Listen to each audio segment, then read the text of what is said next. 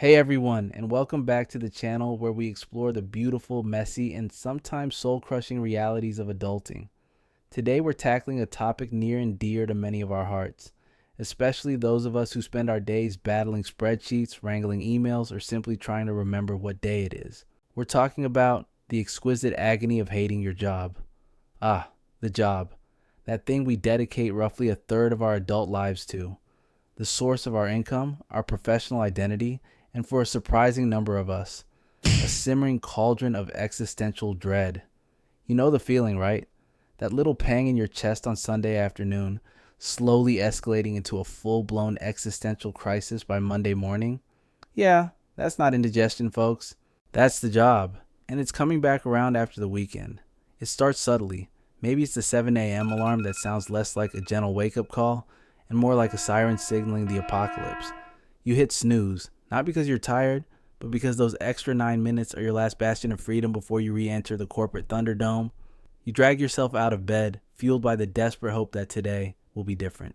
Spoiler alert, it rarely is and likely won't be. For our office-based warriors, it might be the fluorescent lights humming a dirge over your cubicle farm. Or the passive-aggressive emails from Brenda in accounting that always end with, per my previous email, as if we're all just sitting around, meticulously archiving her entire email history. No, Brenda, we're too busy questioning all of our life choices. And for our home-based heroes, the lines blur. Your commute is now 30 seconds to the kitchen, but your colleagues are still just as annoying, now immortalized in pixelated form on Zoom or Teams. You might even find yourself missing Brenda's passive aggression, just for the novelty of human interaction that isn't your cat judging you. You start wearing sweatpants with stains you can no longer identify. Is it coffee? Syrup from pancakes you ate while off video on a call that you rolled your eyes on 5 times? Is it a tear from that particularly brutal meeting? Who knows? Who cares? Real quick, back to those office workers who want to work from home. Work is work. It still can suck. The psychology behind hating your job is fascinating, in a deeply depressing way. It's not just about the work itself. Oh no. If it were just the work, we could power through. It's the whole toxic ecosystem. It's the feeling of your soul slowly leaking out of your ear every time you have to sit through another synergy meeting. It's the slow erosion of your personality as you realize you've perfected the art of looking engaged while internally drafting your resignation letter in haiku form. One of the biggest culprits? Burnout.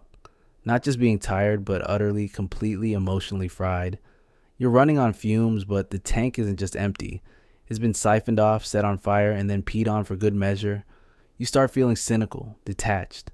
Every task feels like pushing a boulder uphill, and the boulder's made of pure apathy. Your capacity for caring diminishes faster than your chances of a raise. Then there's the lack of control. We're adults, right? We pay taxes, we sometimes remember to water our plants. But at work, suddenly, you're a cog in a machine. Sometimes a very tiny, very insignificant cog. You're told what to do, how to do it, and when to do it. Your brilliant ideas are met with blank stares, or worse, stolen and rebranded by someone else. It's enough to make you want to scream into a pillow, or, just quietly update your LinkedIn profile during company hours. And let's not forget the existential dread. The slow, creeping realization that this is it. This is your life. Is this what you went to college for? To master the art of pivot tables and perfectly timed bathroom breaks? Is this the legacy you want to leave? It's enough to make you question the very fabric of reality, usually around 2:47 p.m. on a Tuesday when you're staring at the clock, willing it to move faster. This constant psychological warfare takes a toll, folks. We're talking increased stress, anxiety, and a sneaky little thing called presenteeism. That's when you're physically at work, but your brain is mentally checked out, fantasizing about a life where you own a small alpaca farm or something. You're there, but you're not there. Your body is clocking in, but your spirit is already on a beach in the Bahamas, sipping something with a tiny umbrella in it. And physically, oh, your body remembers.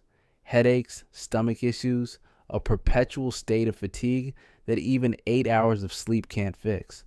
It's like your body is staging its own mini rebellion, a quiet protest against the daily grind. Your immune system starts thinking, you know what, I'm tired too. Let's just let this cold hang around for a bit. So, what's the solution? Well, it's not always easy to just up and quit and go open that alpaca farm, as tempting as it sounds. For many, it's about finding small pockets of joy, or at least moments of sanity. It might be that one coworker who actually gets your dark humor. It might be the meticulously planned coffee break that feels like a mini vacation. Or it might be the glorious moment your workday ends, and you get to hit that log off button, feeling a freedom usually reserved for escaped convicts. But for some, the hatred runs too deep. The signs are there. The overwhelming dread, the physical symptoms, the constant desire to just not. In those cases, it's not just about coping. It's about planning your escape.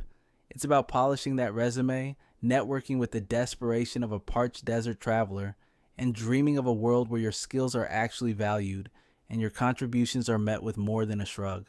Because life's too short to spend it hating a significant portion of your existence. You deserve a job that challenges you, not crushes your spirit.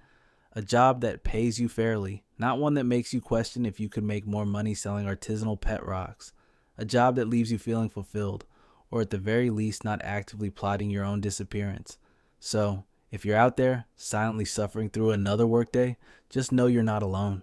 We've all been there, or are still there, nodding along to this video, probably during company time. Take heart, dear friend. Your freedom awaits, even if it's just the freedom of knowing you're not the only one who fantasizes about winning the lottery and immediately sending your boss a 2-word resignation email. Thanks for watching. Hit that like button if you feel seen. Subscribe for more existential crises. And let us know in the comments. What's your most relatable I hate my job moment? We promise not to judge too much. See you next time.